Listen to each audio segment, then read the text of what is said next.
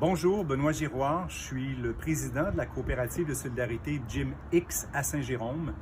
Le Gym X, c'est une institution dans le domaine du parcours. Donc, ça fait à peu près 18 ans maintenant qu'on existe. On a été les tout premiers au Canada à ouvrir un centre pour faire du parcours. On a également de l'escalade, toutes sortes d'entraînements. On est surtout connu, en fait, pour, depuis très longtemps, avoir une grande mission sociale dans notre communauté à Saint-Jérôme. Par exemple, on a développé l'an passé un cours qui s'appelle Bouge ton X, dans lequel on avait une quarantaine de jeunes qui ont un TDA, H++ et autre chose, qui venaient s'entraîner chez nous 3 fois par semaine avant d'aller à l'école. Et là, avec mon CA, on a dit il est peut-être le temps d'agir dans le dossier du COVID puis de passer un message à M. François Legault, notre premier ministre. On est saigné littéralement par vos politiques. Donc, juste avant le COVID, on venait de faire notre meilleur chiffre d'affaires à vie, 510 000 $ de revenus environ. Donc, étant une coopérative de solidarité, première chose qu'on a faite, c'est qu'on a augmenté le salaire de l'ensemble de nos employés. Ensuite est arrivée votre mesure de confinement qui est venue nous fermer directement dans notre haute saison. On a donc perdu à ce moment-là 150 000 $ de revenus en 3 mois. Vous nous avez ensuite réouvert dans notre basse saison, qui est l'été. Tous les gyms, quels qu'ils soient, là, escalade, gym traditionnel ou autre, l'été, c'est notre basse saison. Donc, on était incapable de faire revenir notre clientèle à ce moment-là. Mais nous, on a des camps de jour, heureusement. Sauf que le brettage infini de vos fonctionnaires avant d'élaborer des règles claires ont fait qu'au lieu d'avoir des camps de jour sur les 2 mois de l'été, on n'en a eu que 3 semaines. Donc, perdant à ce moment-là un autre 15 000 $ supplémentaires. Donc là, on est rendu fin septembre, vous nous remettez en zone rouge. On va pouvoir continuer à faire nos activités. Bon, comme gym, on n'est pas barré. Sauf que la clientèle n'est pas revenue. Elle revient, elle est là, mais elle n'est pas comme c'était avant. Et entendre vos propos du genre qu'il va falloir vivre comme ça tant qu'il n'y aura pas de vaccin, donc fermer, rouvrir, on a compris que pour nous, on n'arrivera jamais finalement, tant qu'on va être dans cette phase-là, à revenir comme c'était avant. Déjà qu'on a perdu tous les groupes scolaires qui étaient 30% à peu près de nos revenus. Ça, c'est juste pour témoigner, en fait, à tout le monde de ce qu'une entreprise du Québec peut perdre en raison des décisions. Parce que ce n'est pas le COVID qui nous a fait ça, c'est les décisions prises par notre gouvernement. Et Gym X, c'est une famille.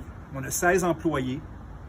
On a dû récemment se départir d'un de nos vieux entraîneurs, qui est en fin de compte un jeune, qu'on avait pris adolescent dans une passe où il était, disons, avait de la misère à suivre les règles. On est obligé de s'en départir parce qu'il ne veut pas porter le masque. Il trouve que c'est complètement débile, comme en fait la plupart des gens qu'on côtoie, même si les gens le portent. Et on n'a pas eu le choix de s'en départir, alors que des entraîneurs de cette qualité-là, ça ne pleut pas. Donc, et ça, c'est juste une partie de ce que nous autres, on vit au quotidien. Alors que vous, dans vos tours d'ivoire bien climatisés, vous avez la chance de prendre des décisions sur un bout de papier. Parce qu'en ce moment, de notre point de vue à nous autres, il y a une seule chose qui se passe. Virus, virus, virus, virus. Vous ne semblez plus voir rien d'autre à l'extérieur de ça. Et vous paraissez à nos yeux un pâle chef d'État qui devrait prendre en compte le fait que vous avez 8,5 millions d'habitants au Québec, alors qu'on a quelque chose comme 5 800 morts, donc à peine plus que la grippe. On se retrouve dans une situation où le remède que vous tentez d'appliquer semble largement pire que la maladie. Donc, si je fais cette capsule-là aujourd'hui, c'est avec l'aval de mon conseil d'administration parce qu'on s'est dit, là, il va falloir que les entreprises, on commence un peu comme à faire des espèces de capsules temporelles dans lesquelles on va témoigner de ce qu'on est en train de perdre. Parce qu'il y a des sous, là, j'ai nommé des chiffres, là, 150 000, 15 000, puis ça, c'est juste ceux qu'on vient de perdre parce que les autres chiffres s'en viennent. On va continuer à perdre de l'argent. En fait, on est un peu comme une entreprise mort-vivante pour l'instant. Mais c'est plus que ça.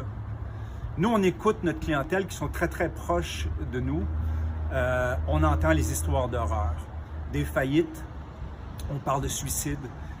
Combien de personnes qui sont venues nous voir nous dire « j'ai recommencé à prendre des antidépresseurs, je prends des anxiolytiques », des séparations dues au stress, des entrepreneurs chez qui on allait prendre des matériaux, tout ça, qui eux aussi nous racontent ce qui se passe. Je le répète, le remède est largement pire que la maladie en elle-même. Et vous semblez, dans votre tour d'ivoire, être les seuls à ne pas le voir. Donc, GMX, comme entreprise très ancrée dans sa communauté, voit les dégâts très larges que votre gestion est en train de faire. Et on en appelle aujourd'hui à l'ensemble des entrepreneurs qui ont vécu des choses semblables comme nous. Faites une petite vidéo comme celle-ci et prenez le temps, mettez-les sur la place, allez débarquez ce que vous vivez à votre quotidien, ce que vous avez perdu, des employés chers qui vous ont quitté par le stress, les pertes financières qui ne se relèvent pas, les divorces, les problématiques ensuite, les conflits aussi dans vos milieux, parce que évidemment, de temps en temps, il nous débarque quelqu'un d'anxieux. Récemment encore, hein, si un de nos entraîneurs touche à un jeune, on a des gens qui ont réagi comme si on était en train de leur transmettre un microbe terrible qui allait les tuer.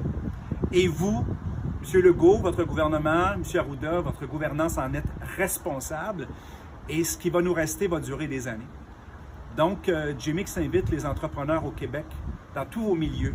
Faites des petites capsules vidéo temporelles qui vont rester et qui vont témoigner de ce qu'on est en train de perdre, bien au-delà du COVID. On pense qu'il est possible d'équilibrer, mais actuellement, notre gouvernement n'a qu'une cible, un virus qui ne semble plus être ce qu'il était. Et pendant ce temps-là, il a largement oublié que nous étions 8,5 millions d'habitants. Donc, c'est tout pour moi aujourd'hui. Je pense que l'idée était de témoigner ce à quoi toute notre équipe est dédiée actuellement, notre coopérative, pour essayer de sauver 16 emplois, donner du travail. Notre travail fait travailler d'autres mondes. Les sous qu'on gagne nous permettent d'aller dépenser dans des restaurants. Et bien au-delà de tout ça, il y a un climat qui est rendu terrible dans notre petit milieu. Donc, je pense qu'actuellement, on est à la recherche au Québec d'hommes et de femmes d'État en mesure de relever le défi. Et je lance aussi une flèche très particulière aux 125 députés qui tout à coup semblent unanimes, alors qu'il est possible aujourd'hui dans un monde mondialisé de voir que partout sur le globe, on a des hommes et des femmes d'État capables de discuter, de débattre des conditions sanitaires, qu'on a des microbiologistes, des médecins, des scientifiques capables de débattre. Cette fausse unanimité-là qu'on observe au Québec est pour moi peut-être ce qu'on a perdu de plus grand. Lorsque nos élites sont incapables de débattre des sujets de société, des enjeux, c'est qu'ils nous abandonnent littéralement, nous le peuple, finalement à la dérive. Et c'est là qu'on se sent. Moi, comme citoyen, je me sens terriblement orphelin face à mes 125 députés. Lorsque je suis allé voir QS, qui était presque prête à envoyer des policiers chez les gens, mais avec un mandat, lorsque je vois le Parti québécois pratiquement invisible, les libéraux, grands défenseurs des libertés individuelles, complètement absents, je me dis, merde, les Québécois, on est pris dans un beau marasme. Alors, ne vous surprenez pas si tout à coup vous voyez ce que vous appelez des complotistes prendre le relais. C'est d'abord et avant tout parce que vous avez laissé le terrain libre. Lorsqu'on aura des gens capables, des intellectuels, de nous défendre, d'être en mesure de débattre des questions de société, je pense que la population va les suivre et on sera en mesure d'avoir des débats équilibrés. Mais pour l'instant, au Québec, on est face à un mur et je vous le dis, nos entreprises en souffrent bien au-delà des chiffres, c'est bien au-delà de ça. Alors, hommes d'affaires, femmes d'affaires, relevons-nous les manches. On a été abandonnés par nos chambres de commerce qui sont complètement silencieuses. La Fédération canadienne, je me souviens pas, de l'entreprise indépendante qui ne cesse de têter de l'argent alors qu'on veut travailler. Je pense qu'il va falloir qu'on s'unisse entre nous, au-delà de nos associations, qui semblent simplement suivre le gouvernement en attendant que la manne financière tombe de la table des riches. Donc, je pense que c'est le temps de se relever les manches. Alors, je vous invite tous, faites des petites capsules vidéo comme celle-ci, parlez, dites-nous ce que vous avez vécu, ce que vous avez perdu par la gestion du gouvernement. Merci.